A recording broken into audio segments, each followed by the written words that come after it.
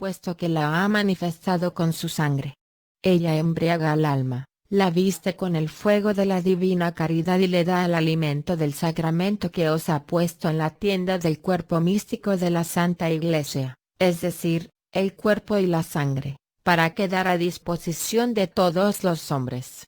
La da por las manos de mi vicario, que tiene la llave de esta sangre. Esta es la tienda que dije que estaba en el puente para repartir un alimento que confortase a los caminantes y peregrinos que pasan por la doctrina de mi verdad, a fin de que no desfallezcan por debilidad. Este alimento, escaso o suficiente, robustece de cualquier manera que se tenga, sea sacramental o espiritualmente, según el deseo del que lo come. Sacramental es cuando se comulga, y espiritual cuando se toma con el santo deseo, ya por deseo de comulgar, ya por la meditación en la sangre de Cristo crucificado, es decir, cuando se comulga sacramentalmente por el afecto de la caridad que ha encontrado y gustado en la sangre, pues conoce que fue derramada por amor. Por esto se embriaga, enciende y sacia por el santo deseo, encontrándose llena de mi caridad y de la del prójimo. Donde ha adquirido el alma este amor. El amor ha dado el conocimiento de sí misma por la santa oración, en la se ha despojado de la imperfección, al modo que los discípulos y Pedro perdieron la suya permaneciendo en vela y oración y adquirieron la perfección. ¿Con qué la adquirieron? Con la perseverancia condimentada por la santísima fe. Pero no pienses que se recibe tan gran ardor y alimento solo con la oración vocal, como piensan muchas almas, cuya oración es de palabras más que de afecto, de modo que no parece que atiendan a otra cosa que a recitar muchos salmos y Padre Nuestros. Satisfecho el número que se han determinado rezar, parece que no piensan en otra cosa, como si la finalidad de la oración fuera solo la recitación vocal. No debe ser así, pues no haciendo más que esto, sacan poco fruto, y esto me agrada poco. Si me preguntas, ¿se debe abandonar esta, puesto que parece que todos están llamados a la oración mental? No, sino que debe andar con cuidado, pues bien sé yo que el alma es primeramente imperfecta y después perfecta, y así es su oración.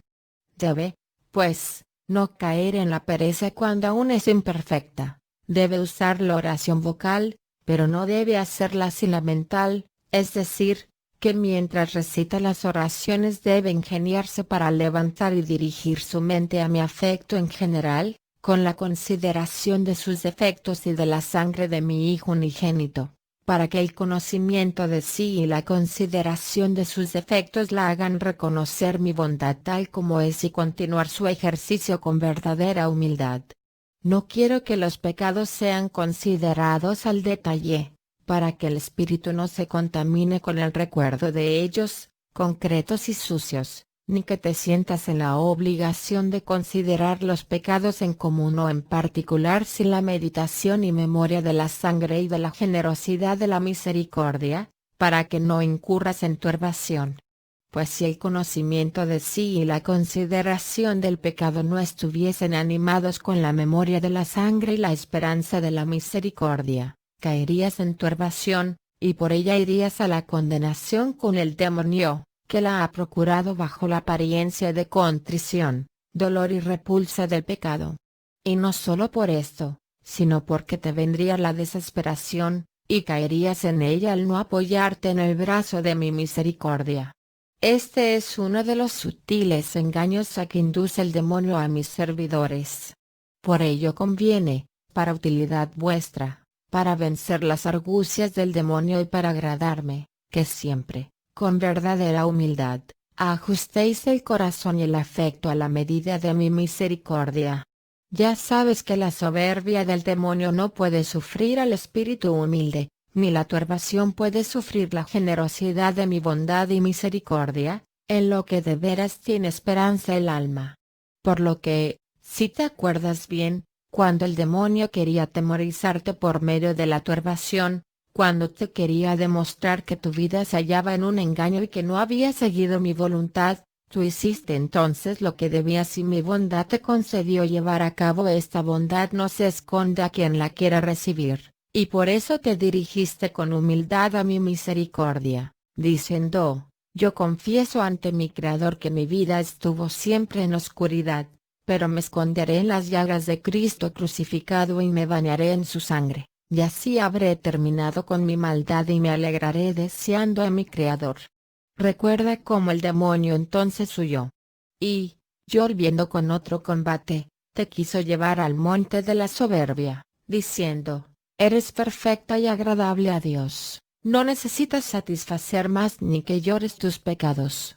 Entonces yo te di luz, y viste el camino que te convenía seguir, esto es, humillarte, y, respondiendo al demonio, le dijiste: miserable de mí.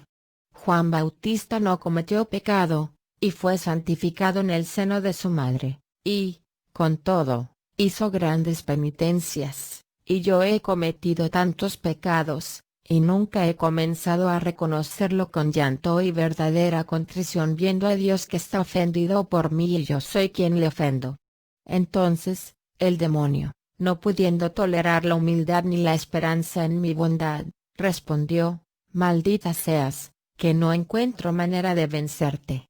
Si te humillo por la turbación, tú te elevas a la misericordia, y si te ensalzo, te humillas, llegando hasta el infierno, y en él me persigues. De modo que no volveré más a ti, porque me castigas con la vara de la caridad. Debe, pues, el alma condimentar el conocimiento de mi bondad con el conocimiento de sí misma y con el conocimiento de mí. Así será provechosa la oración vocal a quien la haga y a mí será agradable, y de la oración vocal imperfecta pasará a la mental perfecta si persevera en su práctica. Pero si únicamente atiende a cumplir con el número de oraciones o si por la vocal abandonase la mental, nunca alcanzará la perfección. Algunas veces será el alma tan ignorante, que, habiéndose propuesto recitar cierto número de oraciones si yo visito su espíritu de cualquier modo que sea, ella, por recitarlas todas, no hace caso de mi visita ni la siente en su espíritu, y le parecerá cuestión de conciencia abandonar las oraciones comenzadas. Mi visita al alma es de diversos modos, unas veces con una luz especial para el conocimiento de sí misma, otras, por la generosidad de mi bondad, hasta con contrición de sus pecados, otras, poniéndole dentro de su espíritu la presencia de mi verdad, de modos diversos según me place y el deseo que han tenido. No debe el alma hacer caso omiso de mi visita, porque es engaño del demonio. En cuanto que el espíritu se haya preparado para recibirla del modo que sea, debe abandonar la oración vocal. Después, pasado el tiempo de la mental, si tiene tiempo, puede reemprender lo que se había propuesto rezar. Si no tiene tiempo, no debe preocuparse ni admitir el tedio o la turbación en su espíritu. Ten en cuenta que no ocurra esto con el oficio divino, que los clérigos están obligados a rezar, y pecan si no lo rezan. Estos deben rezarlo hasta que mueran. Si este fenómeno se sintiese en la hora señalada para el oficio, el espíritu, atraído y elevado por el deseo, debe preverlo y recitarlo antes o después, de modo que no quede el oficio divino, obligatorio, sin ser satisfecho. Cualquier otra oración que el alma comience que no sea el oficio, debe comenzar vocalmente, para terminar en la oración mental. Y, en cuanto el espíritu se halle preparado, debe abandonar la vocal por la mental, por la razón expuesta. La oración hecha de este modo lleva a la perfección. Por ello, la vocal, de cualquier modo que se haga, no debe ser descuidada, sino perfeccionada, según se ha dicho. Así, con la práctica y la perseverancia, gustará de veras el alma de la oración y del alimento de la sangre de mi Hijo unigénito. Por eso te dije que algunos comulgaban en su vida con el cuerpo y la sangre de Cristo, aunque no sacramentalmente, es decir, haciéndolo por el afecto de la caridad, la cual se experimenta por medio de la oración, poco o mucho según el afecto del que ora. Quien anda con poca prudencia y sin mesura, encuentra poco; quien con mucha, encuentra mucho. Porque cuanto más se afana el alma en dar libertad a su afecto y unirlo a mí por la luz del deseo, tanto más conoce. Quien más conoce, más ama, llamando más, saborea más. ¿Ves, por tanto, que la oración perfecta no se adquiere con las muchas palabras, sino con afecto de deseo, elevándose a mí por el conocimiento de sí misma, condimentado lo uno con lo otro? Así posera, a la vez, la oración vocal y la mental, porque ambas se hallan unidas, lo mismo que la vida activa y la contemplativa, aunque se intente la oración vocal o se quiera la mental de muchos y diversos modos. Porque el santo deseo, la buena y santa voluntad, es oración. La voluntad y el deseo se elevan a mí en el lugar y tiempo ordenados y se unen en la oración continua del santo deseo. Así, permaneciendo el alma en ese deseo y voluntad, se mantiene en continua oración, y hará la vocal en el tiempo prescrito, y algunas veces fuera de él, según lo exija la caridad, en bien del prójimo, en conformidad con las necesidades y según el estado en que la he colocado. Cada uno, según su estado, debe trabajar por la salvación de las almas, conforme al principio de la santa voluntad. Lo que se hace, de palabra o por obra, por la salud del prójimo es una verdadera oración, suponiendo que la haga en el tiempo prescrito. Excepto la oración a que está obligado, lo que hace por caridad al prójimo o por sí mismo, sea lo que sea, todo es oración. Como dijo el glorioso heraldo Pablo, quien no deja de orar, no deja de hacer el bien. Por esta razón dije que la oración vocal se hace de muchos modos unida a la mental, puesto que la vocal, hecha del modo dicho, se hace con el afecto de la caridad y consecuencia de la caridad es la continua oración. Te he explicado cómo se llega a la oración mental, es decir, por la práctica de la perseverancia, y cómo se ha de dejar la oración vocal por la mental cuando yo visito al alma. Te he dicho también cuál es la oración común y la vocal común fuera de los tiempos prescritos y cómo es la oración de la buena y santa voluntad y su práctica por sí y por el prójimo. Debe, pues, el alma esforzarse varonilmente a sí misma con esta oración, que es como una madre. Esto es lo que hace el alma recluida en la casa del conocimiento de sí misma, llegada ya al amor de amigo y de hijo. Si esa alma no guarda las normas descritas, permanecerá siempre en su tibieza e imperfección y amará lo que encuentre de provecho en mí o en el prójimo. 67. Engaño de los hombres mundanos. Aman y sirven a Dios por propio consuelo y deleite. De este amor imperfecto te quiero hablar, y no pasar por alto un engaño en que pueden incurrir por amarme en razón del consuelo que sienten.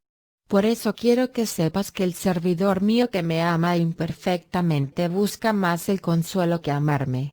Esto se puede comprobar porque, faltando el consuelo espiritual, es decir, el de la mente o el temporal, abandona lo poco bueno que hacía en cuanto sobreviene la tribulación que les envío para su bien. Esto sucede con los que viven un tanto virtuosamente mientras tienen prosperidad. Quien les preguntase, ¿por qué te turbas?, recibiría esta respuesta: porque he tenido una tribulación, y me parece que son en vano las pocas obras que hago, pues no las hago con el gusto de antes, cuando me parecía ser más y con más paz en el corazón que ahora. Estos tales son engañados por su propio gusto. No es verdad que la causa de ello sea la tribulación, como tampoco de que aflojen ni que hagan menos, es decir, que las obras hechas en tiempo de la tribulación tienen tanto valor como antes, en tiempo de consuelo, y hasta podrían valer más si las llevaran con paciencia. Esto les ocurre porque se deleitaban en la prosperidad. En ella me amaban con un pequeño acto de virtud. En ella encontraban paz para su espíritu con lo poco que hacían, y, al ser privados de aquello en que se apoyaban, les parece que se les ha ido la paz en sus acciones, pero no es así. Les ocurre lo que al hombre que se halla en un jardín en que encuentra placer y paz trabajando en él. Le parece descansar mientras trabaja, y es que siente paz en el placer que le viene del jardín. Se advierte que es así en que se deleita más en el jardín que en el trabajo, pues que privado del jardín, se siente privado del placer. Pero si su deleite principal estuviese basado en el trabajo, no lo habría perdido, sino que lo conservaría, porque la práctica de las buenas obras no se pierde si no se quiere, aunque le sea quitado el agrado, como a este del jardín. Se equivocan, por tanto, al obrar por el propio gusto. Acostumbraban a decir, yo lo hacía mejor y con más consuelo antes de tener la tribulación que ahora y me libraba de hacer el bien. Ahora, sin embargo, ni me logro ni encuentro el menor placer.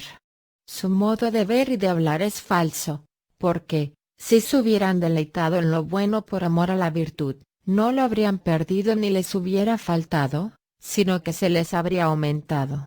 Pero como sus buenas obras se apoyaban en su propio bien sensible, por ello les falta y decrece. 68. Engaño de los servidores de Dios que le aman con amor imperfecto.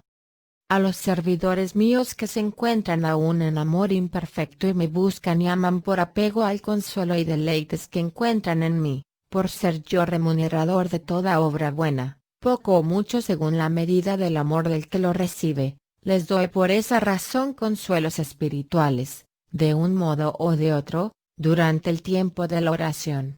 No lo hago para que el alma reciba consuelo engañoso, es decir, para que se fijen más en lo que les doy que en mí mismo, sino para que miren más al afecto de la caridad con que los regalo y a la indignidad de quienes reciben que no al consuelo mismo. Si ellos, en cambio, como ignorantes, toman solo el deleite, sin fijarse en mi afecto hacia ellos, se perjudican con ese consuelo y con otros males de que hablaré. Lo uno, porque, engañados con la propia consolación, la buscan y se deleitan en ella. Más de una vez, advirtiendo en algún modo mi consuelo y mi visita, irán para atrás por el camino por el que lo hallaron para buscarlo de nuevo. Pero yo no lo doy siempre de la misma manera, pues podría parecer que estoy obligado a ello. Lo hago de diversos modos, según place a mi voluntad y según la necesidad. Por ser ignorantes, buscarán, pues, el mismo modo, como si quisiesen poner leyes al Espíritu Santo. No deben obrar así, sino seguir con valor por el puente de la doctrina de Cristo crucificado y aceptar el modo, el momento y el lugar en que place a mi bondad el darlo. Y, si nada les doy, no es por falta de amor o por odio, sino para que me busquen de veras y no me amen solo por el deleite, para que reciban con humildad más mi caridad que el deleite que encuentran. Si no lo hacen así y van solo por el deleite, a su modo y no al mío, recibirán pena y confusión intolerables cuando se les prive de ese que se les presenta ante los ojos de su inteligencia. Los que eligen los consuelos a su modo, es decir, encontrando en mi deleite espiritual en alguna medida, querrán seguir con él. Algunas veces son tan ignorantes que, cuando yo los visito de otra manera, me harán resistencia y no me aceptarán, prefiriendo lo que se han imaginado. Este fallo procede de la propia inclinación y del deleite que hallaron en mí. Están equivocados, pues sería imposible permanecer continuamente en el mismo estado, porque el alma no puede estar sin movimiento, ya que ha de adelantar en las virtudes o retroceder. Por ello no pueden quedar anclados en un deleite, porque mi bondad no se los sigue dando. Les doy muchos y variados, unas veces, el de la alegría de espíritu, otras, la contrición y aborrecimiento del pecado, cuando parecerá que se hallan interiormente turbados en su espíritu, otras estaré dentro de su misma alma y no me sentirán, otras pondré mi verdad, el Verbo encarnado, de modos distintos ante los ojos de su entendimiento, y, sin embargo, no lo percibirán, pues no lo sienten con el ardor y placer que deberían, otras veces no tendrán ni experimentarán deleite de significación, Esto lo hago por amor y para conservarlos y hacerlos crecer en la virtud de la humildad y perseverancia y para enseñarles a que no quieran imponerme sus leyes ni decirme cuándo ha de terminar el consuelo, sino que quieran solo la virtud basada en mí. Reciban con humildad, con afecto de amor, el afecto mío en un tiempo o en otro y crean con viva fe que yo doy según la necesidad de su salvación o según la necesidad para hacerlos llegar a la gran perfección.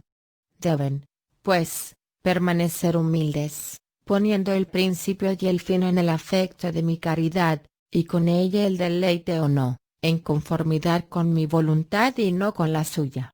Este es el modo de no dejarse engañar, recibirlo todo por amor a mí, que soy vuestro fin, basados en mi dulce voluntad. 69. Los que no abandonan su paz y consuelo, no socorren al prójimo en sus necesidades. Te he hablado del engaño en que incurren los que quieran gustar y recibir bienes en el espíritu según su modo de pensar. Ahora te voy a explicar el segundo engaño, el de los que han puesto todo su deleite en el consuelo del espíritu. Verán con frecuencia al prójimo en necesidad espiritual o temporal y no le socorrerán bajo el pretexto de virtud, diciendo: con eso pierdo la paz y tranquilidad de mi espíritu y no recito mis horas a su debido tiempo. Al verse privados de consuelo les parece que me ofenden y ellos son engañados por el placer espiritual propio. Mas me ofenden al no acudir a la necesidad del prójimo abandonando sus consuelos. Porque toda práctica vocal y mental se halla ordenada por mí a que el alma sea una caridad perfecta a mí y al prójimo, y a permanecer en ella. De modo que me ofenden más omitiendo la caridad con el prójimo por la práctica y quietud en lo espiritual que dejándolos por el prójimo. En la caridad con él me encuentran a mí, mientras que al buscarme en su deleite son privados de él. Por no socorrer al prójimo disminuyen en la caridad para con él, y, disminuida ésta, se aminora mi afecto hacia él, y, en consecuencia, queda disminuido el consuelo. Así, queriendo ganar, pierden, y ganan cuando se hallan dispuestos a perder, esto es, consintiendo perder el consuelo propio por la salvación del prójimo. El alma me recibe, y como ganancia me tiene a mí y al prójimo, por socorrerlo y servirle caritativamente. Siguiendo esta práctica, gustarán en todo momento de mi caridad, de lo contrario permanecerán en pecado, ya que algunas veces será necesario acudir al prójimo por obligación, por amor o por enfermedad corporal o espiritual en que se halle. Si le ayudan con desgana, con tedio espiritual o remordimiento de conciencia, se hacen insoportables a sí mismos y a los demás. Si alguien les preguntase: ¿por qué sientes pena?, responderían: porque me parece haber perdido la paz y quietud del espíritu y he dejado las cosas que acostumbraba a hacer, y en ello creo ofender a Dios. Y no es esa la razón, sino que su opinión se funda en el deleite propio, por lo que no saben distinguir ni reconocer de verdad en qué consiste su pecado. Si lo conocieran entenderían que la ofensa no se halla en no tener consuelo espiritual ni en dejar el ejercicio de la oración en momentos de la necesidad de prójimo, más bien consiste en verse sin caridad con el prójimo, a quien hay que amar y servir por amor a mí. Así, ves cómo se equivocan solo por causa del amor propio espiritual para consigo mismos. 70. Engaño de los que han puesto su afecto en los consuelos y visiones espirituales. Algunas veces, a causa de un amor de esta clase, reciben un daño mayor. Que si su afecto solo se pone y busca en los consuelos y visiones que algunas veces otorgo a mis servidores, cuando se ven sin ellos caen en amargura y tedio espiritual, por parecerles que se hallan privados de la gracia cuando algunas veces me aparto del alma. Como te dije, yo voy y vengo a ella, apartándome no en cuanto a la gracia, sino en cuanto a la percepción, a fin de hacerla más perfecta. Y así caen en la tristeza, y les parece hallarse en el infierno por sentir que se les ha quitado el gusto y por la pena en los trabajos y molestias de las abundantes tentaciones. No debe el alma ser ignorante, ni dejarse equivocar por el amor propio espiritual de tal modo que no reconozca que realmente soy yo, el sumo bien, quien está con ella y la conservo en la buena disposición durante el tiempo de la lucha a fin de que no corra tras el gusto. Debe humillarse, juzgándose indigna de la paz y quietud espiritual. Por esta razón, pues, me aparto de ella, para que se humille y reconozca mi caridad en sí misma, encontrándola en la firmeza de la benevolencia, que le conservo en el tiempo de las dificultades. Me aparto de ella para que no reciba solamente la leche de la dulzura extendida por su cara, sino para que se una al pecho de mi verdad y reciba la leche juntamente con la carne, es decir, para llevar hacia sí la leche de mi caridad por medio de la carne de Cristo crucificado, o sea, de su doctrina, de la que he hecho puente que la una a mí. Caminando con prudencia y no con ignorancia, recibiendo no solo la leche, vuelvo a ella con más deleite y fortaleza, con luz y ardor de caridad. Pero, si reciben con hastío, tristeza y turbación de espíritu la privación de la dulzura espiritual, poco ganan y siguen en su tibieza. 71. Los que se deleitan en los consuelos y visiones espirituales pueden ser engañados aceptando al demonio transfigurado en luz. Señales para conocer cuándo una visión es de Dios o del demonio. Además de esto, experimentan muchas veces otro engaño del demonio, es decir, la transformación del mismo en luz. Porque en cuanto advierte el demonio que el espíritu está codicioso de recibir, cae sobre él y se transforma aquel espíritu en forma de luz. Tienta las almas con aquello en que ve a las almas dispuestas a desear y aceptar, pues ve al espíritu engolosinado, y su deseo fijo únicamente en las consolaciones y visiones espirituales. No debería pegarse a ellas, sino solo a las virtudes, y, por humildad, considerarse indigno de ellas y buscar solo consuelos en mi amor. Como no es así, se les presenta el demonio en forma de luz de diversas maneras, unas veces, bajo las apariencias de ángel, y otras, como si fuera mi verdad o alguno de mis santos. Esto lo hace para atraparlas con el anzuelo del gusto espiritual que tiene puesto en las visiones y deleites del espíritu. Y, si esas almas no se elevan con humildad verdadera por el desprecio a cualquier deleite, quedan presas en este anzuelo, en manos del demonio. Pero, si desprecian el deleite con humildad y me abrazan con amor a mí y no al don, pues soy yo el que da, el demonio no puede sufrir, por su soberbia, ese espíritu humilde. Si me preguntas, ¿en qué se puede conocer que la visita es, más bien, del demonio que tuya? Yo te contesto que la señal es esta, que si es el demonio el que ha venido al espíritu para visitarlo en forma de luz, el alma, de inmediato, recibe alegría con su visita, pero cuanto más tiempo permanece, más pierde esa alegría, y llega el tedio, la oscuridad, el desasosiego de espíritu y la ofuscación interior. En cambio, si verdaderamente es visitada por mí, vida eterna, recibe el alma, en el primer momento, santo temor, y con él alegría y seguridad, junto con una dulce prudencia, de modo que, dudando, no duda, sino que, reconociéndose indigna de sí misma, dirá, no soy digna de recibir tu visita, y, no siendo digna, ¿cómo puede ocurrir esto? Entonces se vuelve a la generosidad de mi caridad, reconoce y ve que soy yo el que puede dar y que no me fijo en la indignidad, pues yo mismo la hago digna de recibir la gracia y de advertir mi presencia, pues no desoigo el deseo con que ella llama. Por eso me recibe humildemente, diciendo, ex sencilla tua, tu voluntad sea hecha en mí. Entonces sale del camino de la oración y de mi visita con alegría y gozo del espíritu, con humildad, juzgándose indigna, y con caridad, reconociéndola como venida de mí. Esta es la señal de que el alma es visitada por mí o por el demonio. Si la visito yo, en el primer momento, ya al medio o ya al fin siente temor, alegría y hambre de virtud, si es el demonio, La primera apariencia es la alegría, y después queda turbada y en oscuridad de espíritu.